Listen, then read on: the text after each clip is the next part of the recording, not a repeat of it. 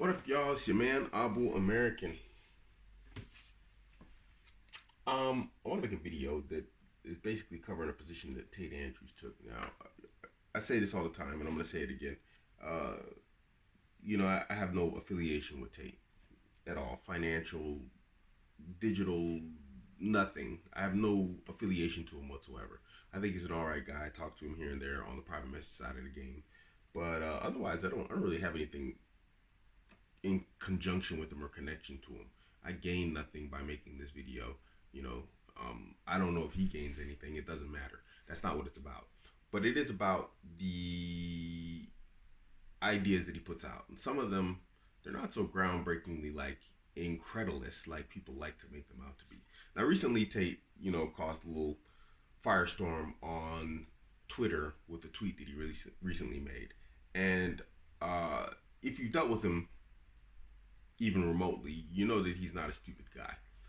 And I don't know if what he intended by the tweet was what I'm about to present, but it is in there if you think about it. So let's get to the tweet. So Tate said, "My daughter is selling her virginity. Why would I let her bang some 15-year-old loser drunk in a park for free when I can hook her up with a 49-year-old millionaire and bank 500,000 for her future? She will thank me when she's older. No girl stays with her first guy anyway." Now, a lot of Twitter lost their minds on this. Tate's pimping out his daughter. He's gonna pimp out his daughter, blah, blah, blah. And there's fact to what they're saying. This is, in a sense, directly pimping. But I have to ask you guys, how short is your memory when we look at human, anthropological history? We don't even have to go back that far. We can see this happening in India, which is the dowry system. And when we look at this from just a raw perspective, let's remove the morality for a second. What we are looking at, in a sense, is the dowry system. It removes jokers and clowns, and it prevents people from playing with your women folk. It puts a cost on it. Now, you might say in the West, oh, well, we're above that. We don't buy women. Yeah, you do. You know why? Because if you're getting married, which is not advisable in the 21st century, you're paying for a wedding and a honeymoon. And all of that costs a lot of money. So let's say you get away with a moderate wedding and honeymoon. You're coming away with almost $200,000 in debt. And you're coming away with almost $200,000 in debt, or even if you just got the money, you just spent $200,000 on a woman who probably isn't even a virgin. She's probably a woman who's been ran through 15, 16, 17, 18. Come on, let's just be real. It's the 21st century. Your girl that you're marrying probably has had 20 or more Winkies rammed through her, in various different orifices and ways. Probably with multiple guys at once.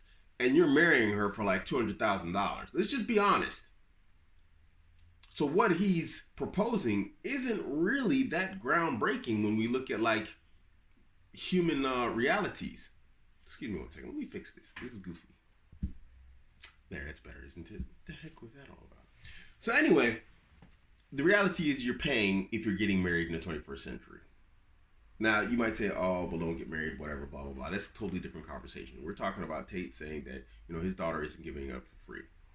And most of the world practices this. It separates, it creates a what's the word? Like a filtration system from the serious to the non-serious. Now, something else that I did before I made this video was I asked women, and women gave me variable answers. Some of those women changed their answers, but it was about a 50-50 split. And I asked them basically, I was like, if you thought that you could go back in time and charge the guy that you gave your virginity to $500,000, you knew he had it for your virginity, and you knew he'd pay it, would you do it? Half the women said yes, half the women said no. I managed to convince 2 women to change their answers, but I just asked blanket like that. But when I started coaching them through the concepts and the ideas logically, well, then they changed their answers. So I think it would probably behoove you to ask the women in your circle before you make a judgment. Ask your wife, ask your mom. The reality is a lot of women are going to say, yeah, I'd take the money because I don't have anything from that guy anyway. And the most what do you say? shocking response. Let me get this up here on the screen. The most direct response that I got was as follows. Oh, wait, I'm in the wrong screen. Let me go find it. Messages. I asked a woman this question. It's a woman I know. And she said, oh, wow, that's an interesting question. Back in the days of my situation, if someone offered me that amount of money, yeah, I would. Because at least I would have something for it instead of giving it to some loser who would just take it and move on to the next one. This was the basis of a lot of the women that I asked answer. That it's like, yeah, I'm not with the guy anymore. I didn't get anything from it. And when you look at it from a purely transactional type of situation, it makes sense. Okay, I have a moralistic position in this. I have moralistic skin in the game because I'm Muslim. But the reality is my daughter, I'm looking to get my daughter married. My daughter's, an adult now. And the reality is whoever marries her is going to pay a dowry. That's the reality. That is the cost of physical access to women in Islam. You have to pay a dowry. Whether it's high or low, expensive or not is a different story. But you don't just get to walk in the door in general. You can just have a dowry is like, that doesn't have to be anything expensive. But what's customary nowadays for the Muslims is to charge exorbitant amounts of money. You're paying one way or another, gentlemen. One way or another, you're paying for access to women. And if you're going to pay for access, and it's going to be expensive, especially if you're getting married in the West or otherwise, you might as well pay for a virgin. So what he's proposing isn't really groundbreaking or unbelievable or like, oh my gosh. And that's another thing. Let me just go off on that for a second here. Most of these guys are red pill Twitter. And when you look at these guys, red pill Twitter, they're talking about going out and banging women left and right as much as they can and as much as they can get their hands on them. Where's your sense of morality anyway? I mean, you're very subjective in your morality. Moralistically, you guys want to see less hoes while going out creating more. You guys are all over the place. The reality is you don't like him and you want to take exception to something that he said. You want to make hoes, but you don't want your daughter to be one. You guys got morality that's very questionable. It's very flexible, so I don't see why you're upset anyway about something that logically makes perfect sense. But anyway, agree, disagree, let me know in the comment section. I'm very curious as to what you guys think. Okay, Islamically, I'm not going to sell my daughter.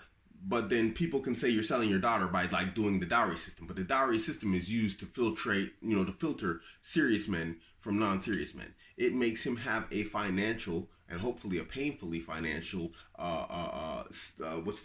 investment in staying together with his daughter. Because nobody goes out and buys a $500,000 car and then drives it one time and crashes it into the bush or just leaves it somewhere parked in the woods. Nobody does that. You won't do that to the car, to your car. Why would you expect someone to do that to their daughter? I don't know. Let me know. This is your man, Abuamerican. You can catch me on Instagram, Twitter, and Facebook, all at Abuamerican. I'm out.